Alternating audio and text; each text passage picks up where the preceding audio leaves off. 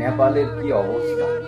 আমি আসলে ভিডিওগুলি দেখছিলাম না, আজকে আমার ভিডিওটা চলে। এটা বুধবারের ঘটনা। নেপালে প্রচন্ড খারাপ অবস্থা। তারা বলতেছে, তাদের ভাষা তো অতটা বোঝা যায় না, তারা বলে যে চায়না থেকে জল আসছে নাকি তাদের নেপালে। চায়না থেকে জল এসেছে আর পাহাড় ধসে কি অবস্থা হয়েছে নেপালে। কত মানুষ মারা গেছে, তারা মাটির নিচে চাপা পড়ে গেছে না, দেখে খুব খারাপ লাগলো। তা আমি ভিডিওগুলো একেবারে কালেক্ট করে নিলাম, আপনাদের মাঝে দিলাম। তো সবাই প্রার্থনা করবেন যেন তারা যারা বেঁচে আছেন তারা যেন ভালো থাকে, তাদের জন্য একটা ভালো গতি হয়।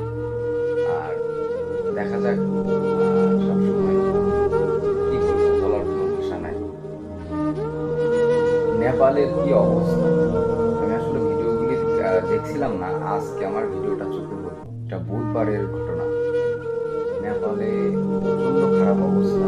তারা বলতেছে, তাদের ভাষা তো অতটা বোঝা যায় না, তারা বলে যে চায়না থেকে জল আসছে নাকি তাদের নেপালে। চায়না থেকে জল এসেছে আর পাহাড় ধসে কি অবস্থা হয়েছে নেপালে। মানে কত মানুষ মারা গেছে, তারা মাটির নিচে চাপা পড়ে গেছেন একদম, দেখে খুব খারাপ লাগলো। তা আমি ভিডিওগুলো এক জায়গা থেকে কালেক্ট করে নিলাম, আর কি আপনাদের মাঝে দিলাম।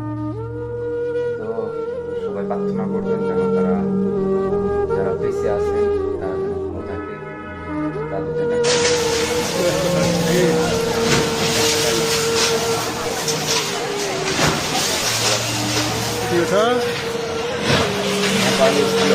केल्चोकको दुःखको दिन फेरि सुरु भएको छ।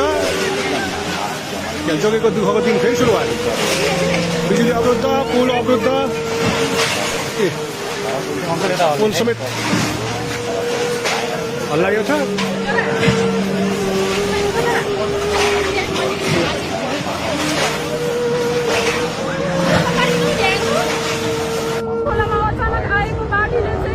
बजारहरू र पावर हाउसहरू सब बगाइसकेको अवस्था छ र यो घरमाथि चाहिँ हेर्नु सक्नुहुन्छ। मान्छे उधारको लागि प्रतीक्षामा हुनुहुन्छ, उता पनि निस्किने ठाउँ छैन। एउटा घरको बिचमा खोलाको सबै वरिपरिबाट खोलाले बाढीले घेरेको छ र सक्नुहुन्छ भने सक्दोभन्दा सक्दो उधारको लागि आउनु हुन अनुरोध गर्दछु।